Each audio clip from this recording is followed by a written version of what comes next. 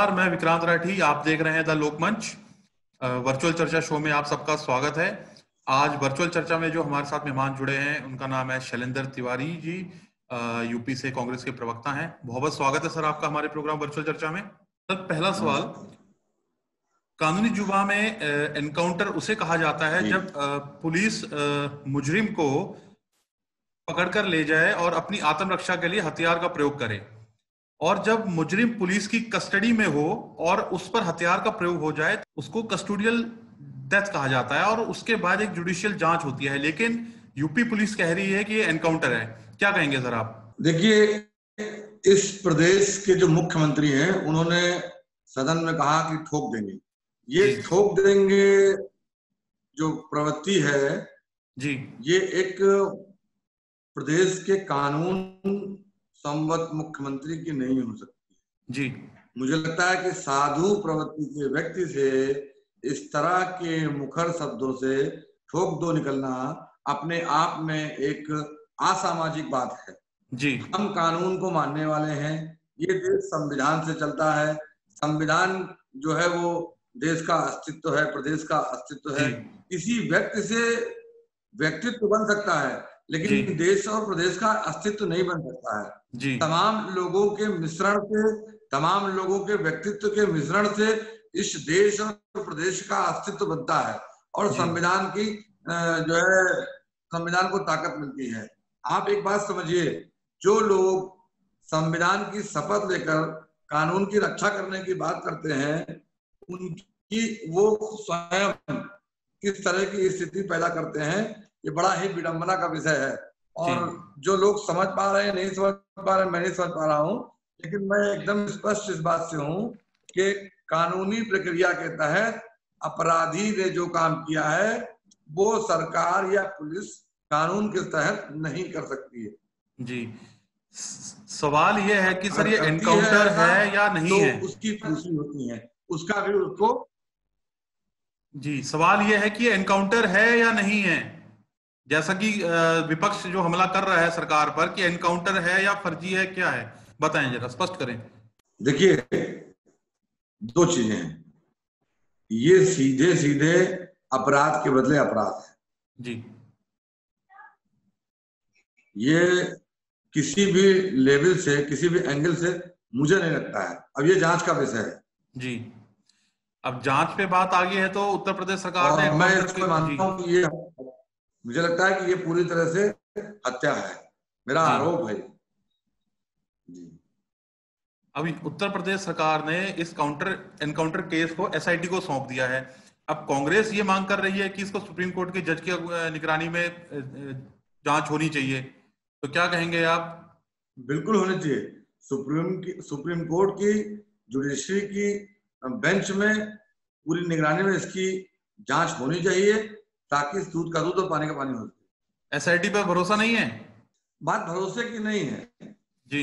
बात यह है कि आज का जो सिस्टम है उस सिस्टम को हम अपने देश में तमाम देश के नौजवानों को पुलिस के प्रति जो रवैया पुलिस का हो रहा है, जो तमाम सारी चीजें हो रही हैं, मुझे लगता है कि वो जो एक संवैधानिक प्रक्रिया है उस पर से विश्वास नौजवानों का उड़ जाएगा जी। तो देश में लिंचिंग जैसी व्यवस्थाएं, और मुझे लगता है कि ये कहीं ना कहीं घातक है, घातक है, घातक। पेट्रोल डीजल की कीमत रोज बढ़ रही है, आम जनता परेशान है। वैसे ही इस महामारी के दौर में इनकम भी लोगों की बंद हो चुकी है, और ऐसे में क्या कहेंगे, बढ़ते तेल की कीमतों पर आपका क्या कहना है? देखिए, ये सरकार पूरी तरह से जनता के प्रति निष्ठुर है।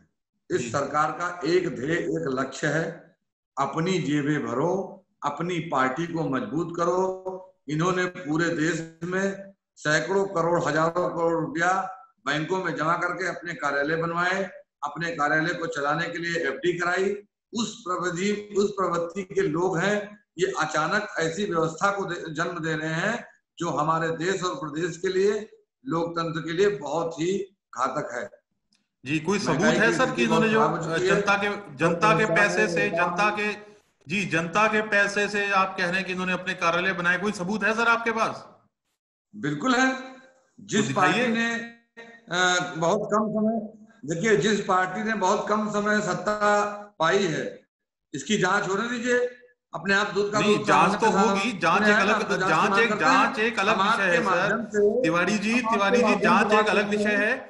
तिवारी जी, जांच एक अलग विषय है। आपने इतना बड़ा जो इल्जाम लगाया है सरकार पर कि सत्ताधारी जो पार्टी है उन्होंने जनता के पैसे से अपने कार्यालय बनाए हैं, ठीक है, तो इसका कोई कागजी सबूत है आपके पास? अगर है तो बिल्कुल। सार्वजनिक कीजिए। दूध का दूध पानी का पानी हो जाएगा, सार्वजनिक देखिए, कीजिए। इसका सबूत, भाई साहब, इसका सबूत पूरे देश में इन्होंने हाईवे पर, महानगरों में, एकदम पोटेंशियल इलाकों में, महंगी महंगी जगह पर कार्यालय बनाए हैं, और वो भी इसी वक्त बनाए हैं। इसकी जांच होनी चाहिए। नोटबंदी के वक्त सब बने हैं, कौन जांच कराएगा? जांच तो सरकार कराएगी ना भाई साहब, हम तो मतलब जांच आपके, कराएंगे नहीं। मतलब हम तिवारी जी आपके हम पास तो सबूत मांग नहीं है? करते हैं। नहीं नहीं, सबूत क्यों नहीं है? आप सोचिए, 7 स्टार कार्यालय बना हुआ है, वो सबसे बड़ा सबूत है। दिल्ली में एक छोटा सा कार्यालय हुआ करता था, आज 7 स्टार कार्यालय है, इससे बड़ा क्या सबूत होगा? उसके बाद आज की तारीख में सैकड़ों कार्यालय पूरे हिंदुस्तान में बने हैं, पूरे जी हिंदुस्तान में, एक जगह नहीं। और उन कार्यालयों को चलाने के लिए एफडी कराई गई है बाकायदा। मैं ठीक है। इस बात को आप ये इसकी तो जांच करा बहुत, लीजिए। जी ये तो बहुत बड़ा एक जांच का विषय है। मैं आपके चैनल के माध्यम से, आपके माध्यम से ये बात कहता हूं कि जनता के पैसे में नोटबंदी में जो लूटमार हुई है, उस जी लूटमार की जांच होनी चाहिए, क्योंकि उस समय इन्होंने केवल और केवल अपना पेट भरा है, अपनी पार्टी का पेट भरा है, उसके अलावा कोई काम नहीं किया है। जी आप समझिए, लगभग 17 से 18 करोड़ लोग बेरोजगार हो गए हैं, 3 से 4 लाख कंपनियां बंद हो गई हैं, ये तो स्वयं मोदी जी ने अपने मुंह से कहा है।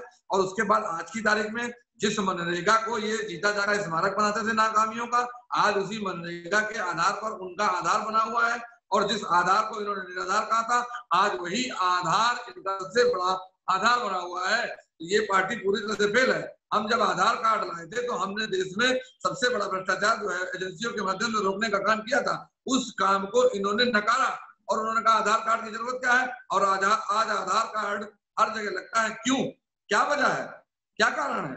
क्योंकि आधार कार्ड ने भ्रष्टाचार रोकने का काम किया, तो हमारी सरकार ने भ्रष्टाचारियों को जेल में भेजा और भ्रष्टाचार करने वालों को सख्त से सख्त सजा दी, और भ्रष्टाचार आगे ना हो उसके लिए इस तरह के आधार कार्ड जैसे काम कानून लाए, आधार कार्ड जैसी चीजें बनाई।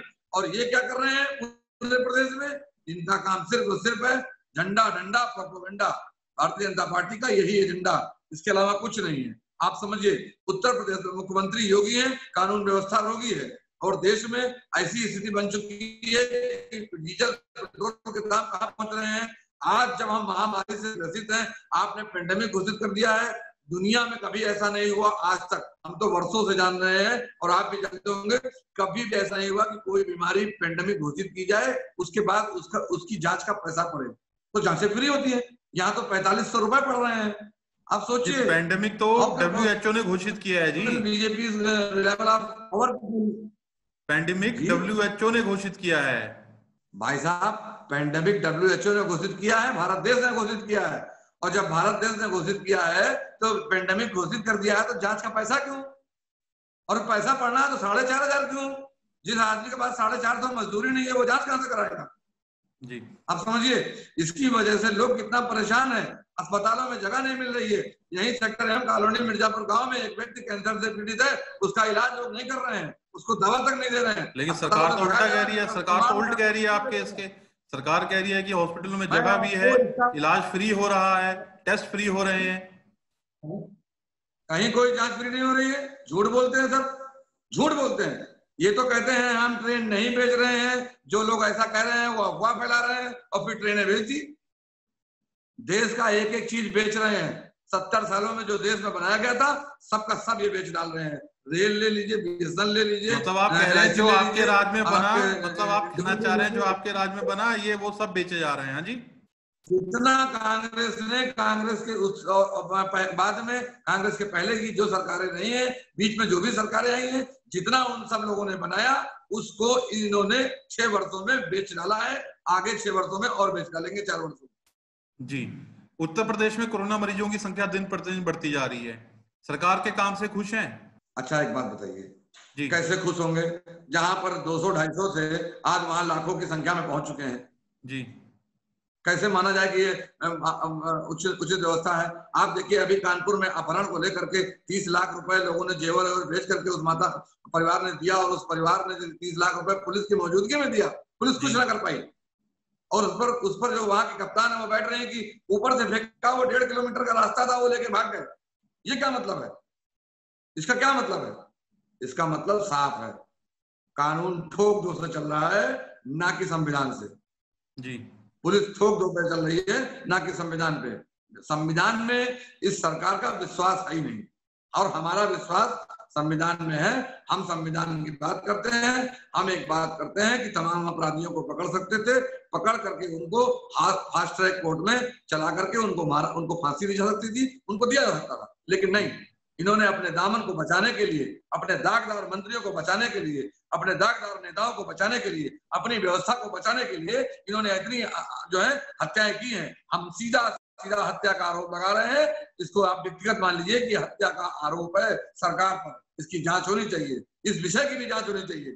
जी, ये वही मुख्यमंत्री हैं जो संसद में रो रहे थे, ये वही मुख्यमंत्री जी हैं संसद में रो रहे थे कि हमारी जान को खतरा है, हमें मरवा दिया जाएगा, हमें पुलिस मार देगी। क्यों आज उनको नहीं याद आ रहा? और साधु के मुंह से ठोक दो। लोग कहते हैं योगी है, अरे योगी साधु संत कभी ठोकने की बात जी, करते अब वो हैं? उत्तर प्रदेश राज्य के मुख्यमंत्री हैं। जी, अब वो मुख्यमंत्री हैं सर। मैं भी बोल रहा हूं मुख्यमंत्री हैं, लेकिन जो उनके पैरोकार हैं वो बोलते हैं योगी जी हैं। तो हम भी बोल रहे हैं कि एक साधु के मुंह से ठोक दो शब्द अच्छा लगता है? अगर आपको लगता है तो बताइए। एक साधु के मुंह से ठोक दो निकलता है, वो किसी भी पार्टी का समर्थक हो, भाजपा का, सपा का, बसपा का, और अन्य कोई भी छत्र क्षेत्रीय दल हो, किसी भी दल का हो, उसके मुंह से ठोक दो शब्द अच्छा लगता है क्या? न्याय संगत है? तर्क संगत है? लोग इस पे भी तर्क दे रहे हैं, तो उनको सिर्फ ये कहा जाएगा उनकी मानसिक विक्षिप्तता उनके सामने आ चुकी है। जी, राजस्थान में सियासी घमासान चल रहा है, क्या कहेंगे, कैसे देखते हैं इसे आप? देखिए, राजस्थान में सियासी घमासान के पीछे जो है भारतीय जनता पार्टी है। भारतीय जनता पार्टी सरकार को अस्थिर करने का लगातार काम कर रही है, चाहे वो कहीं की सरकार। जी, आप सोचिए, आप हाउस ट्रेडिंग करा के आपने मध्य प्रदेश में वही काम किया जहां समस्याएं आती गई। मध्य प्रदेश की स्थिति आपको पता ही है, रोजगार के नाम पे वहां कुछ है नहीं, जो चल रहा था वो बंद है। आए दिन घमासान, वहां के मंत्री एक साथ मिलते हैं, मंत्री वहां के लॉकडाउन का उल्लंघन करते हैं, वहां शपथ ली जाती है, सब इकट्ठा होते हैं हजारों लोग। इसका क्या है? ये देश प्रदेश में कोरोना को आमंत्रित करने वाले लोग भारतीय जनता पार्टी के नेता हैं। तिवारी पूरी तरह से जी, जिम्मेदार है। बीच में रोक रहा हूँ आपको, एक सवाल। जी जी भारतीय जनता जी पार्टी है। जी, एक सवाल। आपने भारतीय जनता पार्टी को बोल दिया कि इसके पीछे भारतीय जनता पार्टी का हाथ है, ठीक है। क्या कांग्रेस के कार्यकर्ता या नेता इतने कमजोर हैं कि भारतीय जनता पार्टी के कहने पे आ गए? नहीं, भारतीय जनता पार्टी के कहने पे नहीं आ रहे हैं। जब आप किसी, जैसे आप पत्रकारिता कर रहे हैं, मैं आपको जबरदस्ती घेरूं, टॉर्चर करूं, तो आप पीड़ित होंगे। तो या आप पीड़ित होंगे तो पुलिस के पास जाएंगे या तो मेरे पास आएंगे। अब पुलिस जब मेरी आपकी मदद नहीं करेगी तो आपके पास कौन सा रास्ता बचता है? सिर्फ मैं, यानी मैं आपको प्रताड़ित कर रहा हूं और मैं ही आपको बचा रहा हूं। तो फिर मैं अहम ब्रह्मास्त्र हो चुका है कि सरकार कह रही है कि चारों तरफ से मैं ही मैं हूं, तो धरती मतलब में मैं हूं, आकाश में मैं हूं, कांग्रेस के कांग्रेस के बड़े तो नाम मैं तो अहम प्रताड़ित हो रहे थे। मैं शब्द जो है अहंकार रावण का नहीं रहा है। ये उसी बात को कहते हैं कि जहां जाओगे हमें पाओगे, मैं धरती, मैं आसमान, मैं ऊपर, मैं नीचे, मैं आगे, मैं पीछे, ऐसी स्थिति बन चुकी है। तो मैं तो इस सरकार का गिरेगा। वक्त आने दीजिए, वक्त सबका मोहताज, वक्त का सब मोहताज है। जी, कांग्रेस हाई कमान जो है अपने नेताओं को मना क्यों नहीं पा रही है? ये तो काफी पुराने नाम है भाई। हर व्यक्ति का कहीं ना कोई कारोबार होता है, ठीक है। और कारोबार में आदमी ऊंच नीच, ऊपर नीचे, आगे पीछे करता है, थोड़ा बहुत कहीं ना कहीं हो ही जाता है, जानकर नहीं अनजाने में। मतलब आप मानते हैं कि कहीं ना कहीं कांग्रेस के कार्यकर्ताओं में या नेताओं में कहीं ना कहीं ऊंच नीच है, और जिसका जो नेगेटिव पॉइंट है ये वो बीजेपी के पास है, यही कहना चाह रहे हैं आप? देखिए, एक बात समझिए, आपने इस बात को ऐसे बड़ी आसानी से मोड़ दिया कि कांग्रेस के कार्यकर्ताओं में कहीं ना कहीं, नेताओं में कहीं ना कहीं ऊंच नहीं, ऐसा मैंने नहीं मोड़ा है, साहब कह रहे हैं सर। नहीं, मैं कह रहा हूं कि हम कोई काम जब कर रहे होते हैं, कोई व्यापार कर रहे होते हैं, या किसी की मदद कर रहे होते हैं, तो कई बार ऐसा होता है, नहीं जान पाए, जाने में हो गया, तो हम आंदोलन करते हैं और पुलिस हमें कहती है कि इन्होंने आईपीसी धारा का उल्लंघन किया है, ये अपराधी हैं, तो नेता अपराधी बन गया ना। हम गए मोर्चा खोलने, हमने प्रधानमंत्री का पुतला फूंका, उन्होंने हमारे पर देशद्रोह लगा दिया, तो हम तो अपराधी हुए ना उनकी नजर में, हम कानूनन अपराधी बन गए, जबकि हम राजनीतिक रूप से, सामाजिक रूप से अपराधी नहीं है। विषय ये है जी। अब सिंधिया और सचिन पायलट राहुल गांधी के बहुत ही करीबी माने जाते हैं। अब सिंधिया भी चले गए, और नहीं करीबी तो हैं, लेकिन अब कांग्रेस में नहीं है। देखिए, ये सियासत है। बहुत से लोग भारतीय जनता पार्टी के छोड़कर गए, कांग्रेस में आए, कांग्रेस के लोग छोड़कर भारतीय जनता पार्टी में गए। सब वक्त का तकाजा है, ना मेरा है ना तेरा है, सब समय का राजा है। नहीं, समय का तकाजा तो समझ आ गई आपकी बात, सियासत है, राजनीति है, सब चलता है, लेकिन सबसे बड़ा जो सवाल ये है कि आम जनता जिस व्यक्ति को, जिस नेता को वोट देती है, कुछ समय बाद फिर क्या होता है कि वो नेता जोड़ तोड़ के, या जैसा आप कह रहे हैं पैसों का लालच में, वो पार्टी छोड़ के दूसरी पार्टी ज्वाइन कर लेता है, तो जनता तो ठगी सी महसूस कर जाती है। नहीं, अभी तो कोई ऐसा, देखिए ऐसा तो वहां अभी कुछ हुआ नहीं है, और जहां पर हुआ है वहां आपके सामने स्थिति स्पष्ट है। जो लोग कांग्रेस छोड़कर गए, सत्ता के लालच में गए ना, उनकी अति महत्वाकांक्षा थी तभी तो गए, और 26 साल की उम्र में सांसद बना दिया, मिनिस्टर बना दिया। आप बताइए, भारतीय जनता पार्टी में कौन सा युवा है जो कामयाब हो गया है? सचिन पायलट ने अभी एक बयान दिया है, सचिन पायलट ने अभी, परिवारवादी देते हैं वही पाए हैं। यहाँ लखनऊ शहर में अमित पुरी भी तो एक नेता थे, युवा थे, क्या बना दिए गए भारतीय जनता पार्टी के? आप बताइए, क्या बना दिया उनको? सचिन पायलट ने अभी एक अपडेट बता रहा हूं सर। सचिन पायलट ने अभी एक बयान दिया है, उन्होंने बोला है कि मैं बीजेपी ज्वाइन नहीं करूंगा। अगर बीजेपी ज्वाइन नहीं करेंगे, अगर कांग्रेस में नहीं रहेंगे, क्या तीसरा मोर्चा विकल्प है? देखिए, राजनीति में किसी भी चीज की संभावनाएं हो सकती हैं, वो उनका अपना व्यक्तिगत विषय है, लेकिन मैं ये जानता हूं कि वो जब तक कांग्रेस के साथ रहे, पूरी वफादारी से कांग्रेस के साथ है। हाँ, कहीं ना कहीं अंतर्मन से, कहीं ना कहीं लोगों के, हर आदमी के साथ मनमुटाव होता है, कुछ मनमुटाव तो रहे ही है, तभी ये स्थिति है। तो उस मनमुटाव को खत्म करने की कोशिश क्यों नहीं की जा रही? ऐसा नहीं है, कोशिशें की जाती हैं, लेकिन कई बार कोशिशें नाकाम होती हैं, तो इस बार भी नाकाम हुई जी। ये सब वक्त, मैंने कहा सब कुछ वक्त पर छोड़ दीजिए, बाकी चीजें जब सामने चीजें आती हैं। आज ज्योतिरादित्य सिंधिया का निकल कर आया ना कि राज्यसभा के लालच में चले गए, क्योंकि चुनाव हार गए, तो वहां की अपनी सियासत उनकी बंद हो रही थी, तो उन्होंने पार्टी बदल ली, उन्होंने पार्टी तोड़ने का प्रयास किया। तो जो नेता वहां भारतीय जनता पार्टी के साथ गए हैं, उनका चुनाव होगा, अभी सामने रिजल्ट आएगा। आज कंगन को फारसी क्या, पढ़े लिखे को फारसी क्या, तो ये सब सामने आएगा। और आज की तारीख में भारतीय जनता पार्टी में वहां विघटन है, वही हाल जो है राजस्थान में है। वसुंधरा राजे किसी के कमांड में नहीं है, किसी के हाथ में नहीं आ रही है भाजपा में, तो वो सब भी पीड़ित है, तो वो उनको रिप्लेस करना चाहते हैं, ये सब राजनीति का फंडा है वैसा, जिसके हाथ में डंडा है उसी की भैंस है जी। तो डंडा तो यहाँ तो अशोक गहलोत जी के हाथ में था राजस्थान में, यहाँ क्या हुआ? नहीं, इस डंडे की बात नहीं कर रहे हैं, ये डंडा तो अंदर से चल रहा है, ये डंडा कैसे ला सकते हैं? ये यहाँ पर तो ये मान के चलिए कि कहीं ना कहीं अंतर्मन से मनमुटाव चल था, और इसको स्वयं गहलोत जी ने कहा कि वो युवा हैं, उनके पास बहुत मौका है, तमाम सारी चीजें हैं। हाँ, इसमें कोई दो राय नहीं कि वहां पर सियासत हुई, और वो सियासत का हिस्सा बने सचिन पायलट जी, और मुझे लगता है कि उनको जिम्मेदारी से अभी बहुत कुछ देखना है, बहुत कुछ करना है। तमाम युवा उनकी तरफ देखता है, और मुझे लगता है कि उन्हें अपने दृढ़ विश्वास का परिचय देना चाहिए। अगर वो बीजेपी ज्वाइन नहीं करेंगे तो क्या लगता है कांग्रेस में दोबारा आएंगे? क्या कांग्रेस हाईकमान दोबारा लेगी उन्हें? देखिए, ये उनका व्यक्तिगत विषय है, लेकिन मुझे लगता है कि उनको कांग्रेस में बने रहना चाहिए, क्योंकि उनकी स्थिति जो बनी है, जो आज उनकी पहचान है, वो कांग्रेस है जी। और उनके पिताजी ने उनको एक जो है, उनके पिताजी ने उनको थाती, उनके पिताजी की थाती है, और वो पिताजी के उंगली पकड़ कर चले हैं, और वो कांग्रेस पार्टी के एक अच्छे सिपाही थे, जिसकी वजह से 26 साल की उम्र में वो सांसद बने, 36 साल की उम्र में प्रदेश अध्यक्ष बन गए और मिनिस्टर बन चुके हैं। और अब राजनीति में महत्वाकांक्षाएं होती हैं, उसमें कोई दो राय नहीं, हम भी सांसद एमपी बनना चाहते हैं जी। एक अपडेट आया है अभी, अशोक गहलोत मुख्यमंत्री राजस्थान ने बोला है जो हमारे साथ नहीं है वो पैसा ले चुके। जी अब सवाल ये है कि पैसा दिया किसने और किसने लिया, नाम उजागर कीजिए ना अगर सबूत है तो। देखिए, समय आएगा तो नाम भी उजागर किया जाएगा। समय आने दीजिए, समय आने दीजिए। मैंने अभी आपसे ऐसा ही मध्य प्रदेश में भी हुआ था। मध्य प्रदेश में भी यही आरोप लगाया है कि पैसा लिया गया है, लेकिन नाम तो आज भी उजागर नहीं हुए। ऐसे अब यहां भी बोल दिया है कि पैसा दिया है और लिया है, लेकिन दिया किसने और लिया किसने, नाम उजागर कीजिए, सबूत दिखाइए जनता को भी भारतीय स्पष्ट जनता हो। पार्टी ने लिया, सिंधिया के लोगों ने लिया, और जो सिंधिया के साथ भाजपा के विधायक, कांग्रेस के विधायक भाजपा में शामिल हुए हैं, उन लोगों ने लिया है। साफ साफ हॉर्स ट्रेडिंग है। अब किसके तो, इसके तो रिकॉर्डिंग भी आ चुकी है जो है मार्केट में। आपके मतलब आप कहना चाह रहे हैं कि आप कहना चाह रहे हैं पायलट और पायलट के जो समर्थक हैं उन्होंने पैसा लिया है? नहीं नहीं, मैं नहीं कह रहा हूं, मैंने ऐसा कहा ही नहीं। ये आपके मुख्यमंत्री कह रहे हैं, अशोक गहलोत जी कह रहे हैं कि जो हमारे साथ नहीं है वो पैसा ले चुके।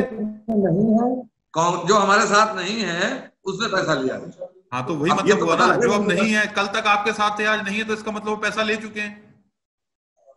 हाँ तो जो नहीं है, जो कांग्रेस के साथ नहीं है ना, अभी नहीं वाला शब्द कहाँ आया इसमें? हाँ तो सचिन पायलट भी तो नहीं है। कल्पना की बात कर रहे हैं, कल्पना जब होगी तब बात की जाएगी। सचिन पायलट भी कांग्रेस में नहीं है अभी। राजनीति में पल पल सिम्टम्स बदलते हैं, पल पल माहौल बदलता है, पल पल बयान बदलते हैं, हर पल चीजें बदलती रहती हैं। अभी गहलोत जी ने कहा कि जो हमारे साथ नहीं है उससे पैसा लिया है।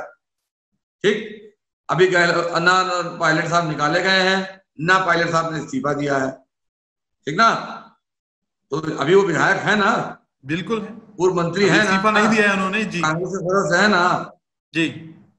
हाँ, एक सवाल यह है, कुछ समय पहले उत्तर प्रदेश में कांग्रेस ने यूपी मित्र के नाम से एक चैट पोर्टल लॉन्च किया था, और जिसके माध्यम से प्रदेश की जनता की समस्याएं जो है सरकार तक पहुंचाई जाएंगी। तो इसका थोड़ा विस्तार से हमारी दर्शकों को बताएं जरा। देखिए, वो नेट पर एक पोर्टल ऐप थी। अब उस ऐप के माध्यम से उसके लिंक भेजे जाते हैं, लोग जुड़ते हैं, लोग उस पर लिंक सर्च करते हैं, प्ले स्टोर पर जाते हैं, निकल आता है, उस पर ज्वाइनिंग करते हैं, अपनी समस्या बताते हैं। उन तमाम समस्याओं को लॉकडाउन के समय से लेकर के, रेलवे किराया देने से लेकर के, लोगों को लाने से लेकर के, सब जगह उस मित्र पोर्टल का मदद लिया गया, और लोगों ने मदद मांगी और मदद की गई, और उसी पे भी काम चल रहा है, निरंतर उस पे काम चल रहा है, और वो गूगल पे है। आपके चैनल के माध्यम से, आपके माध्यम से बताना चाह रहा हूँ कि जो लोग उस पर सर्च कर रहे हैं, ज्वाइन कर रहे हैं, वो पार्टी के सदस्य हो रहे हैं, पार्टी उनकी मदद कर रही है, सरकार से मदद दिला भी रही है। जी, ये एक आखिरी सवाल, हमारे चैनल के माध्यम से जनता को संदेश। देखिए, हम ये चाहते हैं कि आज की तारीख में संविधान संबद्ध बातें होनी चाहिए, संविधान मान्य होना चाहिए, पत्रकारिता जिंदा रहनी चाहिए, पत्रकारिता में सवाल जिंदा रहने चाहिए। सवाल हमसे हो या विपक्ष से हो या सत्ता से हो, सवाल होने चाहिए, और सवालों का सम्मान होना चाहिए, ना कि सवाल के प्रति कोई भी प्रतिक्रिया गलत होनी चाहिए। आपने हमसे सवाल पूछे तो हम आप पर आरोप लगाना शुरू कर दें, ये गलत है। सवाल पूछना मीडिया का काम है, जवाब देना काम हमारा है। इसी में लोकतंत्र जिंदा है, और संविधान देश के तमाम युवाओं को मानना चाहिए। आगे युवाओं के लिए संदेश है कि पत्रकारिता, न्यायपालिका, कार्यपालिका, ये जितनी भी पालिकाएं हैं, इनका अपना काम है, सबको अपने अपने काम करने चाहिए नियमानुसार। जी, लोकतंत्र जिंदा रहना चाहिए। जी तिवारी जी, अपना बहुमूल्य समय देने के लिए बहुत बहुत धन्यवाद आपका। हमारे चैनल के साथ जुड़े बहुत बहुत शुक्रिया जी आपका, धन्यवाद।